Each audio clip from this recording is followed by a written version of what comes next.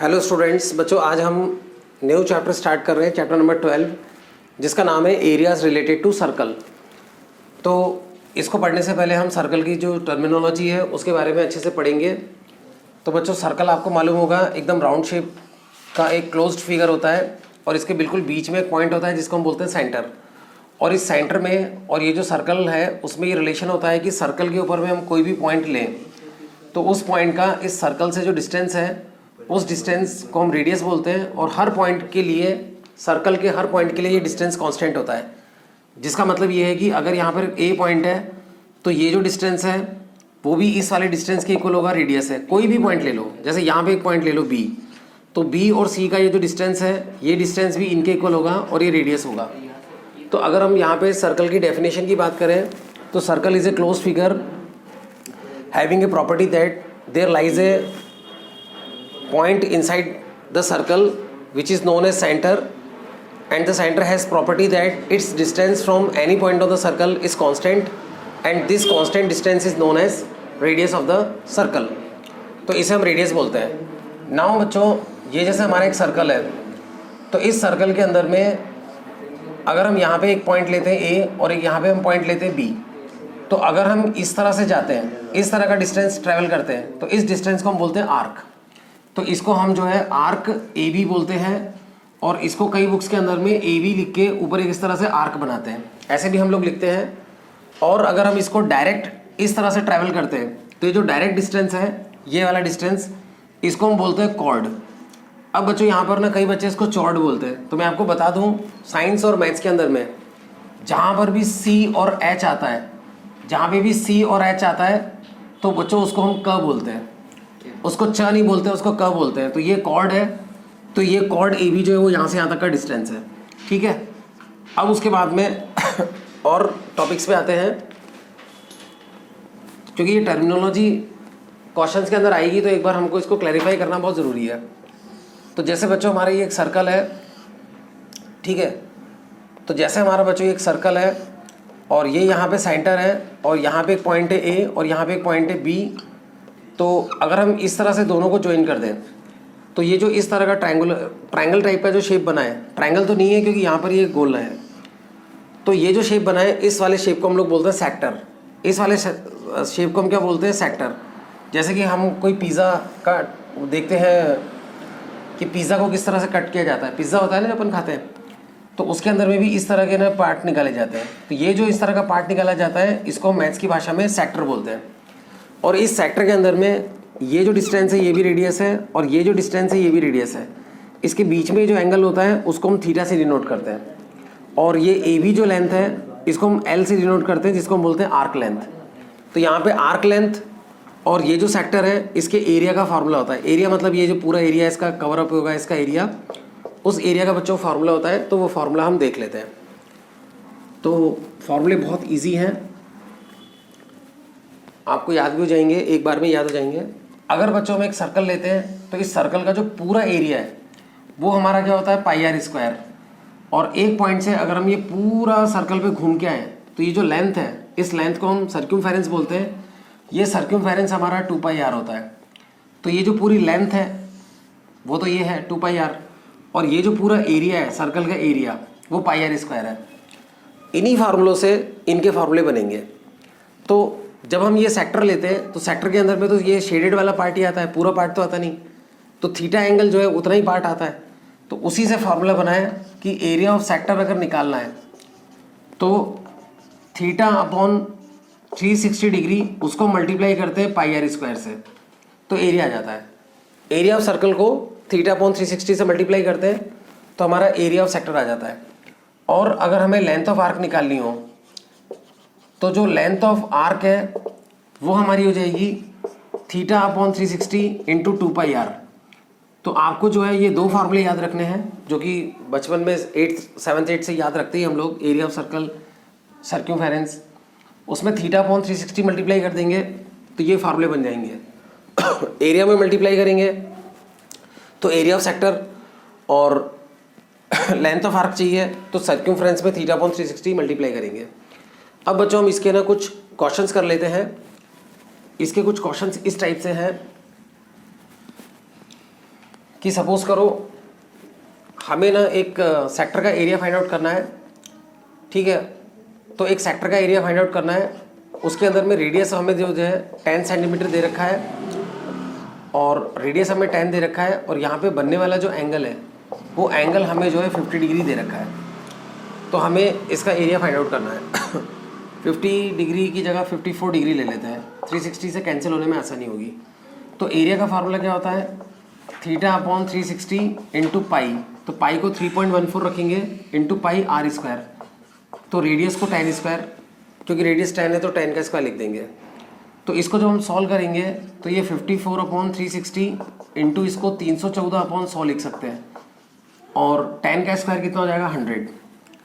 इसका डेसिमल हटाता तो 100 आया था, तो 100 से 100 कैंसिल हो जाएगा। ये 6 के टेबल में जाता है 9 ज़ा, ये 6 के टेबल में जाता है 60, फिर ये 3 के टेबल में जाता है 3 ज़ा, ये 3 के टेबल में जाता है 20।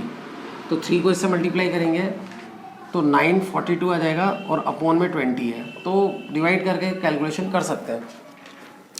और अगर हमसे कोई लेंथ ऑफ आर्क पूछे कि ये लेंथ ऑफ आर्क कितनी है, तो लेंथ ऑफ आर्क का ये फार्मूला लिखा हुआ है, तो इस फार्मूले के अंदर हम लगा देंगे। तो लेंथ ऑफ आर्क हो जाएगा theta upon 360 into 2 into pi. तो पाई की वैल्यू 3.14 रखेंगे, पाई की वैल्यू 22/7 भी होती है, और पाई की वैल्यू 3.14 भी होती है। तो यहाँ पे हम पाई को जो है 3.14 रख रहे हैं, क्योंकि इसमें 7 की टेबल का कोई भी नहीं है। अगर रेडियस वो हमें 14 दे देता, जो कि 7 की टेबल में आता है, तो हम उसको 7 से कैंसिल कर लेते। लेकिन जब हमें दिख रहा है साफ साफ कि रेडियस हमारा 10 है, जो कि 7 की टेबल में नहीं आता है, तो हम पाई जो है वो 3.14 रखेंगे, और रेडियस को आर भी है ना इसमें फॉर्मूले में, तो रेडियस को 10 रख लेंगे। तो इसको भी बच्चों हम सिंप्लीफाई करके क्वेश्चन सॉल्व कर सकते हैं। फ्रेंड्स, ये आपके सामने 2 डायग्राम बना रखे हैं। एक सर्कल है और इसके सेंटर में से ना ये एक कॉर्ड पास हो रही है, तो इसको हम कॉर्ड ही बोलते हैं, और ये लॉन्गेस्ट कॉर्ड है, और इसका एक अलग नाम भी है डायमीटर। तो अगर इस तरह से डायमीटर ड्रॉन है, और ज़रूरी नहीं कि वो इस तरह से हॉरिजॉन्टल ही हो, किसी भी तरह से हो सकता है कि जैसे एक सर्कल है, उसके सेंटर से ये कॉर्ड पास हो रही है, तो सेंटर से पास होने वाली कॉर्ड को हम क्या बोलते हैं, डायमीटर। तो अगर इस तरह से डायमीटर गिवन है, तो ये दोनों जो सर्कल हैं उन्हें हम बोलते हैं सेमी सर्कल। इन दोनों जो पार्ट्स को हम सेमी सर्कल बोलते हैं, और ये जो सेमी सर्कल है, ये वाला पार्ट, इस वाले सेमी सर्कल पार्ट का एरिया क्या होगा, पूरे सर्कल का होता है पाई आर स्क्वायर। तो ये सर्कल का आधा है तो हाफ पाई आर स्क्वायर होगा, ठीक है, और बाकी वाला पार्ट जो है वो हाफ पाई आर स्क्वायर होगा।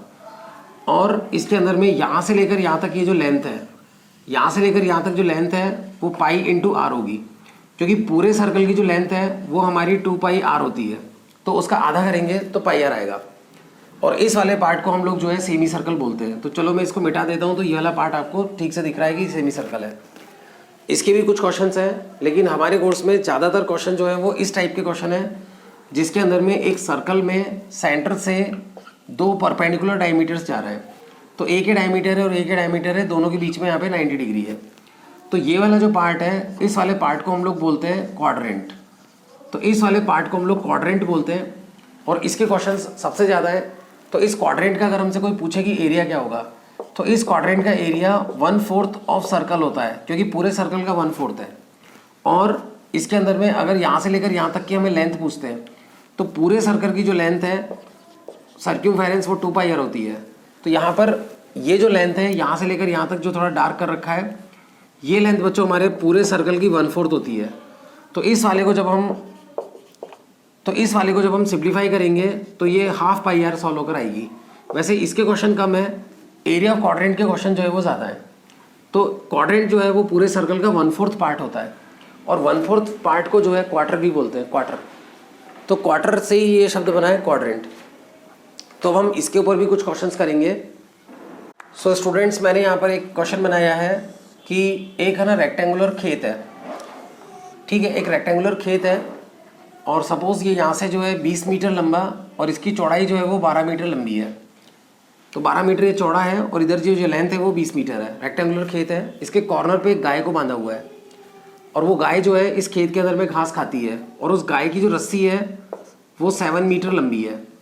तो 7 मीटर रस्सी को लंबी करके वो यहाँ तक घास खा सकती है। पास की घास भी खा सकती है जब रस्सी ढीली हो, और रस्सी को टाइट करके वो 7 मीटर तक जा सकती है। तो ये जो घास है वो खा जाएगी। तो हमसे पूछा है कि इस खेत के अंदर में पहले पूरी घास लगी हुई थी, गाय जो है काफ़ी दिन तक यहाँ पे रही, इधर पूरी ये जो शेडेड एरिया है घास खा गई, तो बची हुई घास का एरिया कितना है? तो पहले हम इस शेडेड एरिया निकालेंगे। तो शेडेड एरिया जो है क्वाड्रेंट है, क्योंकि रेक्टेंगल में एंगल कितना होता है 90 डिग्री, तो उस वजह से 1/4 पाई आर स्क्वायर इसका एरिया होगा।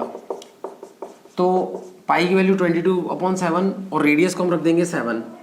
तो 7 यहाँ पे पाई आर स्क्वायर है तो 7 का स्क्वायर हो जाएगा। तो ये 1/4 22/7 इंटू 7 का स्क्वायर जो है उसको 7 × 7 लिख सकते हैं।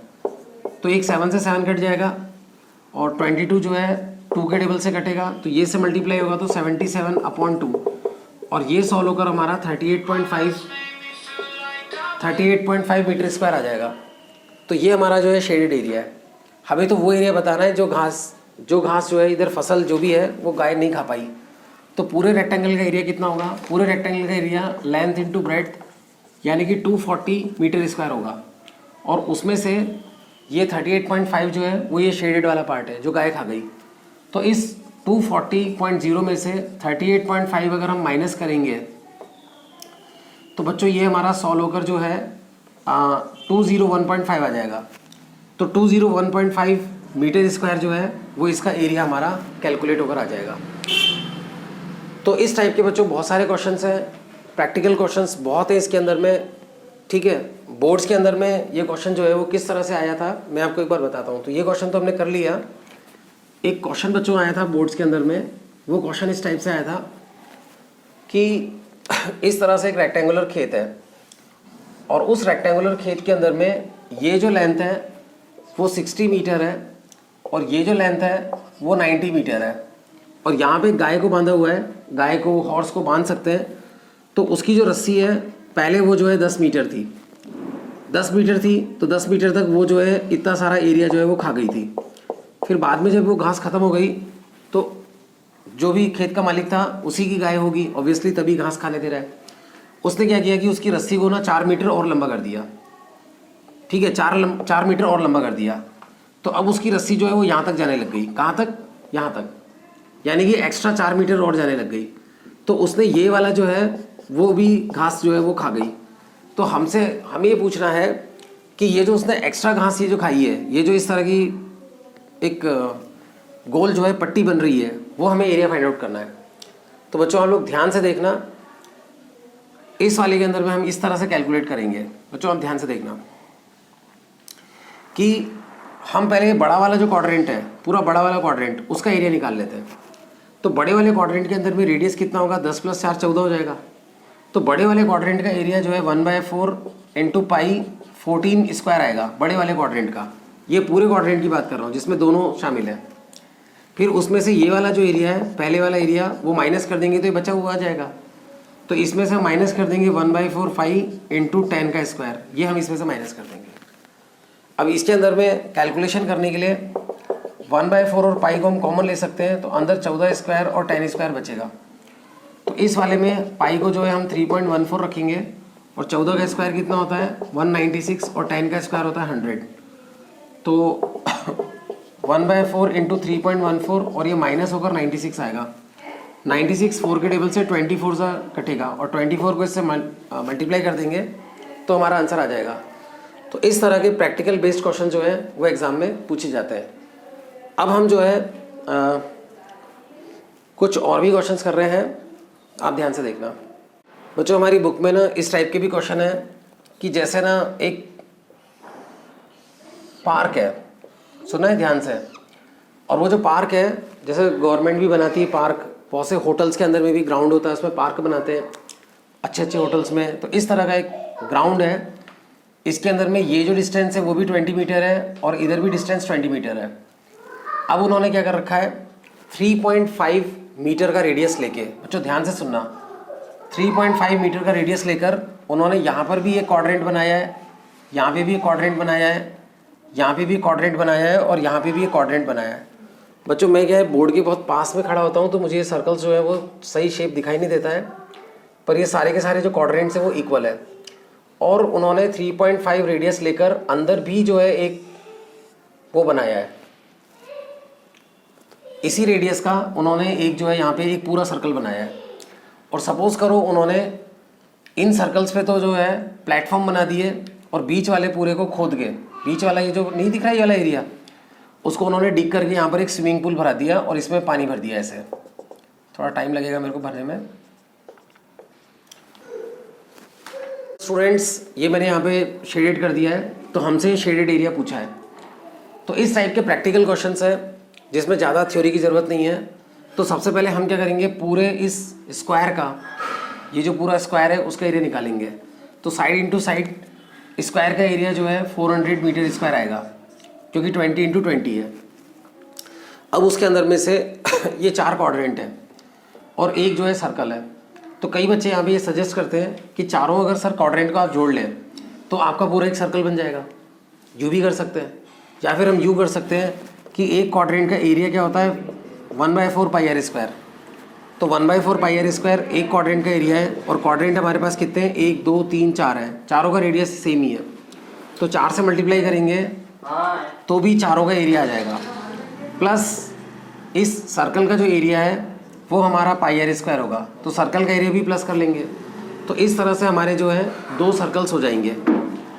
तो इस तरह से ये हमारे 2 सर्कल्स हो जाएंगे, और इसकी वैल्यू जो है हम निकाल सकते हैं 22/7 रख के, और आर की वैल्यू जो है 3.5 रखेंगे। स्क्वायर है तो अपन 3.5 को 2 बार लिख देंगे। तो 3.5 से ये 7 कैंसिल होगा तो 2 ज़ा, और 2 से ये कैंसिल होगा, और 22 को जब इससे मल्टीप्लाई करेंगे तो बच्चों 77 आ जाएगा। तो 77 जो है ये वाइट वाला एरिया है, चारों क्वाड्रेंट और एक सर्कल मिला के।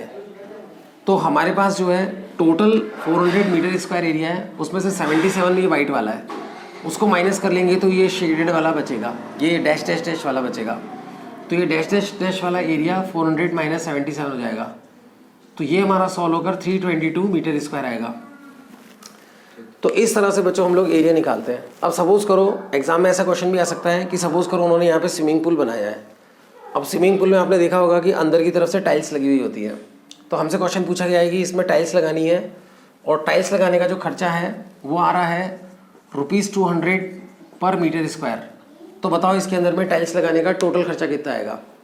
तो ये तो हमारी रेट है इतने रुपीज़ पर मीटर स्क्वायर। तो उसको हम जो है टोटल स्विमिंग पूल वाला जो एरिया है, ये जो जिसमें ऐसे पानी जैसा शेड कर रखा है, उससे मल्टीप्लाई कर देंगे तो हमारा टोटल आ जाएगा। तो ये सॉल्व होकर हमारा 64600 64,600 जो है आ रहा है। आप भी मल्टीप्लाई करके देख सकते हैं। तो इस तरह से बच्चों हम लोग ये क्वेश्चंस सॉल्व करते हैं। तो आप भी अगर बुक के अंदर में देखें तो इस टाइप के बहुत सारे क्वेश्चन हैं जो हम सॉल्व कर सकते हैं। ठीक है।